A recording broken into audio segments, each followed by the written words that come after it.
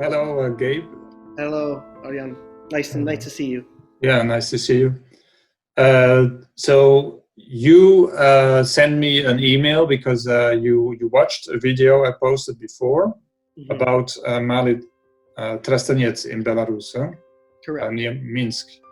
Why? Can you explain why?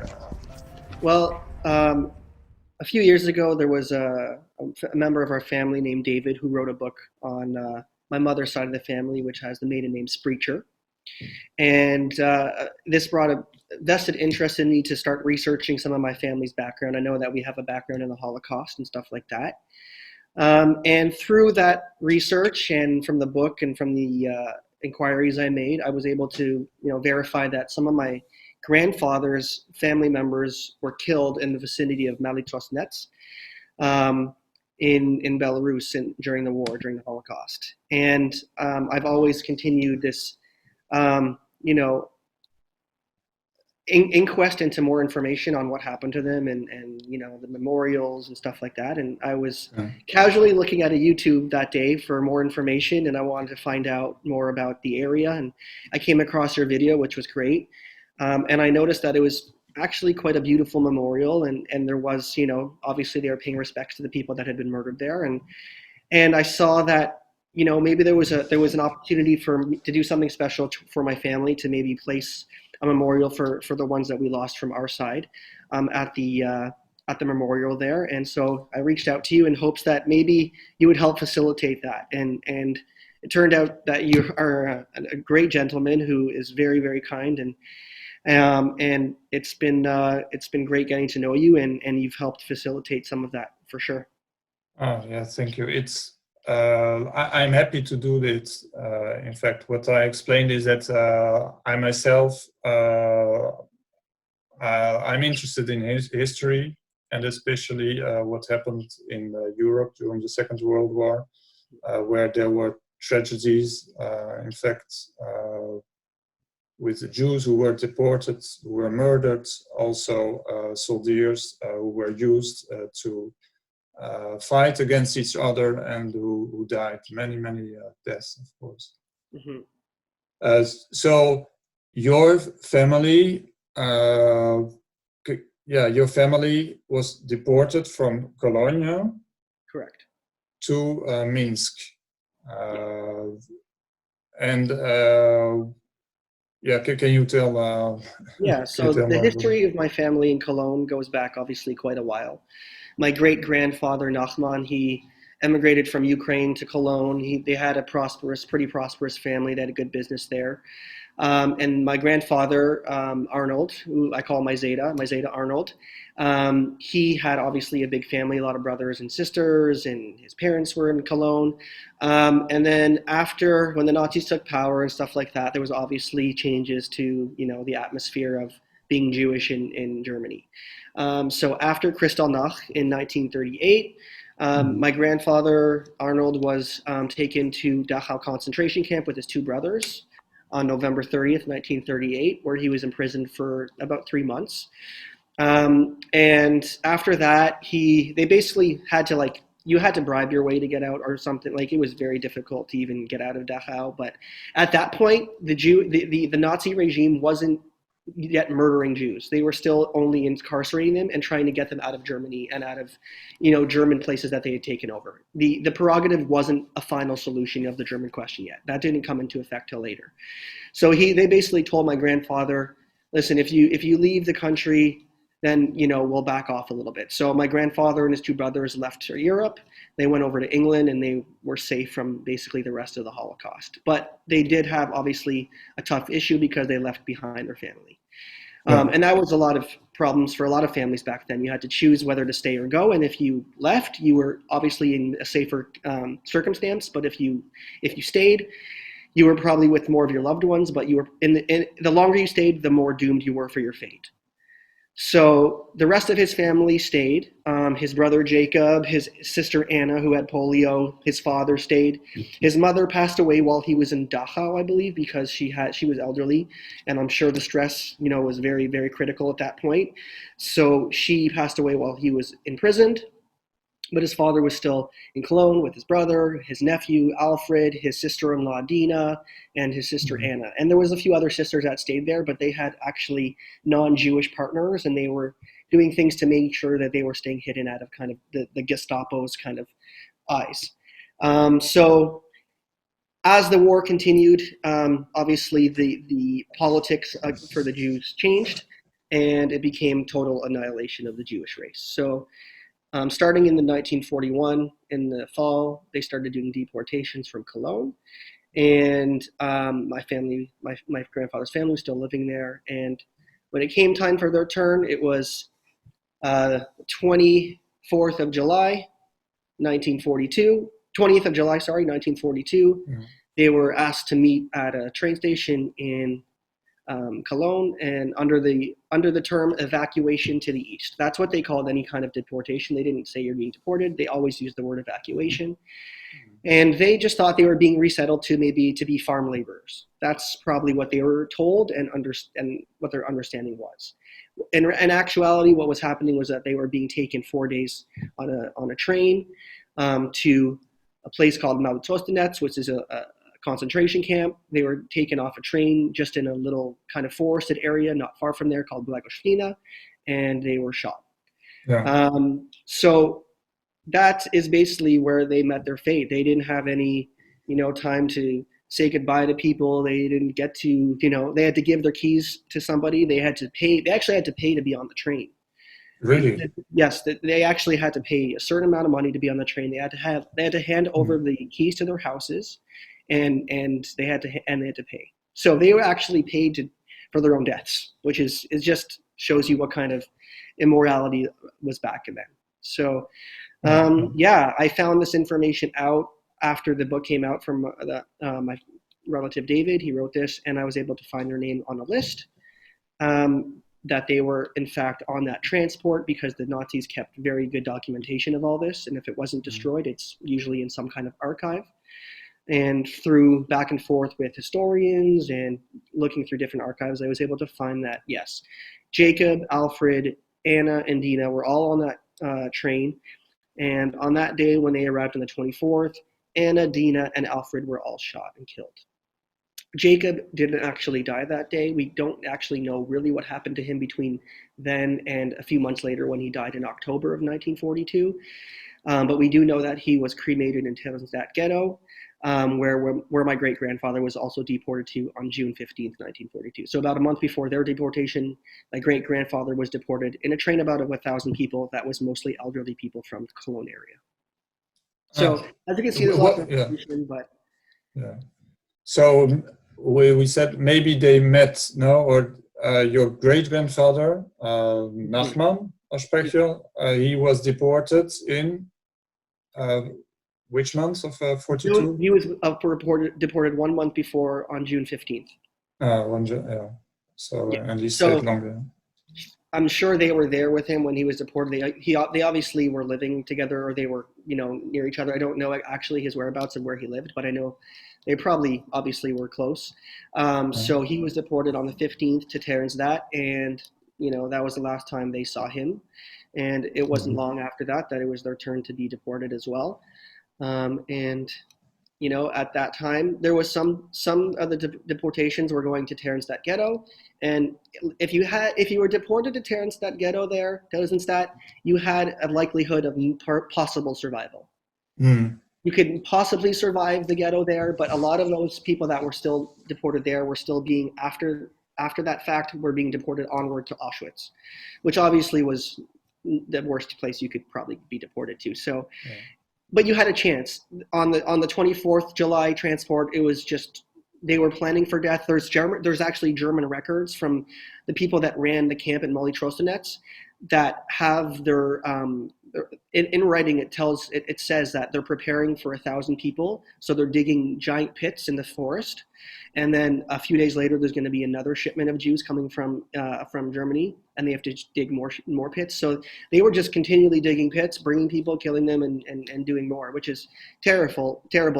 But this is what that Nazi regime did. This is how they worked, and now at least I know the final resting spot for some of my relatives. And, my grandfather never knew what really happened to his family. They knew that he never saw them again, and they were gone. They died in the Holocaust. But, it would have been, I'm sure he would have liked to know exactly what happened to them, or even to pay his respects.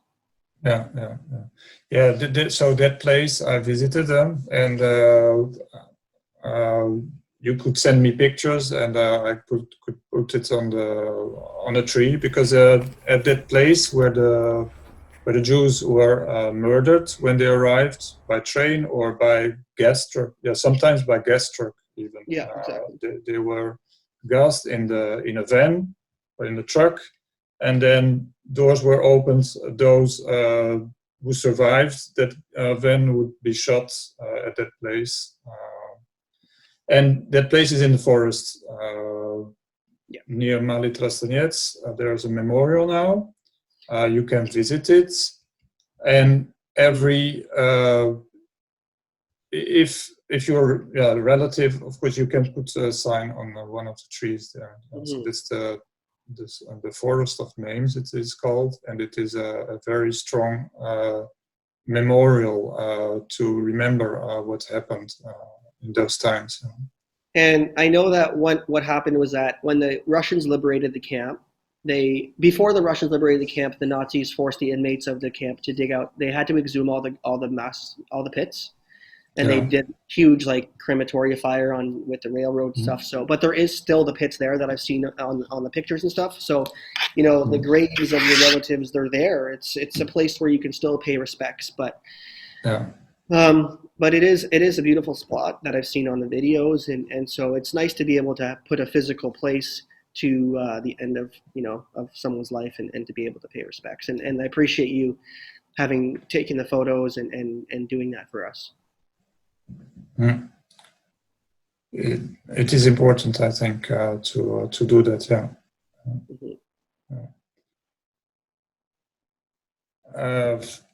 I hope you can visit that place also one time if you can come to Europe. Of course, Definitely. There are places, I think, in Cologne that you can visit. In Minsk. Minsk is it's in Belarus, so Belarus is not very open, and the political situation is not not the best actually currently. But they are doing a lot. And I think it's one of the presidents is at the end of his term. Okay, yeah. He is trying to keep all that memory vivid of the Second World War, because he has grown up himself with it, and a lot of people here in Belarus have still that collective memory of what happened to them, to the Jews, to the Soviet soldiers who liberated, in fact, that country from the Nazis. And another thing that I found was interesting when I watched your video was the fact that at the actual site there is a kind of a memorial plaque about their original transport, which was Transport DA-219. So when I saw that in your video, I said, I made the connection right away because I saw the train number, and I said, wow, there's even a memorial dedicated just to that 1,064 people that were on that transport from Cologne that day that all perished. And I don't think because there was no survivors of that train. So it's, when I saw that, I was like, wow, this really is it's hitting home, because there's someone that remembers them at least. It's nice to know that they actually have a memory, and it also gives me a place to remember them. And so when I saw that in your video, I was really shocked to actually even see that, because I never knew that someone would even take the time to do that, because there's just so many people that perished in the Holocaust, right? So it's hard to memorialize every one of them, right? And this is kind of why, one of the reasons why I do this as a second generation Holocaust survivor. It's important for the other generations now to kind of remember what happened, and also there's information to find about your relatives now because of the digital age and stuff like that. There's a lot of archives. You've shown me websites, I've shown you websites that we found information from, and I'm still finding information to this day about my family members. So as a second generation of someone that was in the Holocaust, it's always important to continue this to educate and to continue looking for more information and to keep these people's memories alive and their stories alive, because they're, just because they're gone, they shouldn't be forgotten. And these are relatives that I'll always be celebrating forever. Every time it comes around July 24th, I'm going to light a candle for that family, and I'm going to, that's how I owe them a lot, because they sacrificed their lives for my freedom today. So I really, it's definitely special to me. Mm. Yeah. And you told me it was David, it's your family member. He wrote a book. So he wrote a book. I'm going to send you a picture of it so you have. I have it. I'll send it to you today. But yes, he wrote a book called the Sprechers of Cologne, and it's basically like a biography on our family from the earliest days to today, and it includes lots of information that I've shared with you today. Now, after I read the book, I was able to uncover a lot more of this information, like what happened to them, especially the dates of their transport, all that stuff. But it has tons of information, and it was a really, really well-written book. And we might work on another version of it with this new added story. David and I might work together on a new part of the book and then put it out. But it's something that it was a great book. It definitely tied together a lot of our family history, and it also inspired myself to continue searching for more answers. It is a family book, or it's only sold or given to family members, or it's also... Yeah, no, it's only family members, but I don't think it's like not sold in stores or anything like that. But it was published. It's a published book, but just private publishing. But it's really, really nice. Really, it's very well done. It's a really nice book. So I'll show you a copy of that as well. Yeah, nice. Okay. Yeah, and on the back cover of it is my grandfather with his mother, which is nice. Yeah, but there's pictures with all the family members. Because even when I was 15 years old and I was visiting my grandparents, I was snooping around their house, and I found all my grandfather's Holocaust stuff. It had his passport. It had his documentation from his transit camps. It had, because when he came to Canada, he was a displaced person. He didn't have anyone here. So that also, when I was 15, this is when I first got into the Holocaust of my family. I found all these documents, and I was like, what is this? What happened? Like, I didn't know. And that's when I found out my grandfather was in Dachau, and I found his passport and all this stuff, and crazy documentation and letters. He actually sent for all his belongings from Cologne, and on the way from Cologne to Canada, it was sunk by a U-boat. So there's actually even has a letter from the company that had his belongings saying that a U-boat sunk their ship, and all his stuff was lost. So he lost somewhere. Yes, so there's so much stuff, and that's what really got me kind of interested. But anytime I tried to talk to my grandfather, my Zeta Arnold, about the Holocaust, he just couldn't do it. It was too hard for him. Yeah, difficult. And that makes sense. I mean, he lost a lot of people, so it was tough. And to be 30 in the midst of a world war and a genocide can't be easy. So what can you do?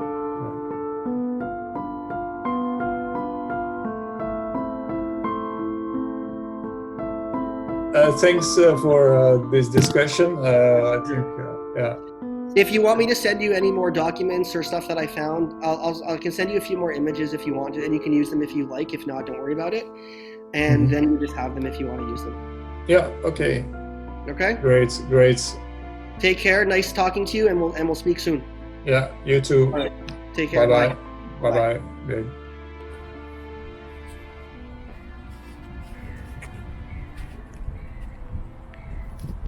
It's called Blagovщина. Blagovщина is a place in the forests next to one of the most awful death camps of the Germans in the Second World War. Probably Auschwitz, Treblinka, Majdanek. But there's also Maly Trostenets next to Minsk. And people from Germany, Jews essentially, but also Belarusians, they were imprisoned here in Maly Trostenets, which is at the other side of the road. And the Jews were transported here from Germany, from Austria, from Czechia, And when they arrived here, they were shot. They were murdered in the forest. So this monument, it represents, in fact, the trains with which the Jews arrived. Here are the windows of the train.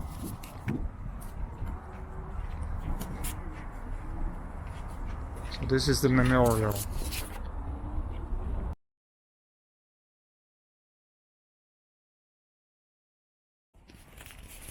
Which shall I take? Because I can put here, but this is a bit small, huh? No. We can go. It is from this train. It is from this train. So I can put in.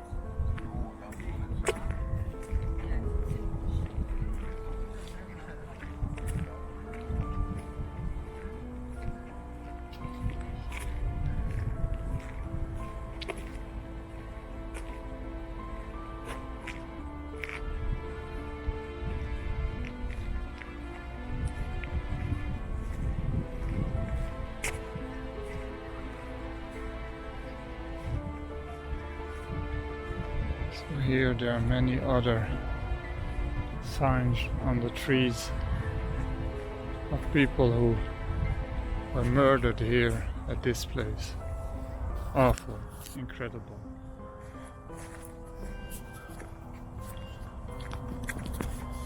You cannot imagine now in this peacetime how bad it was.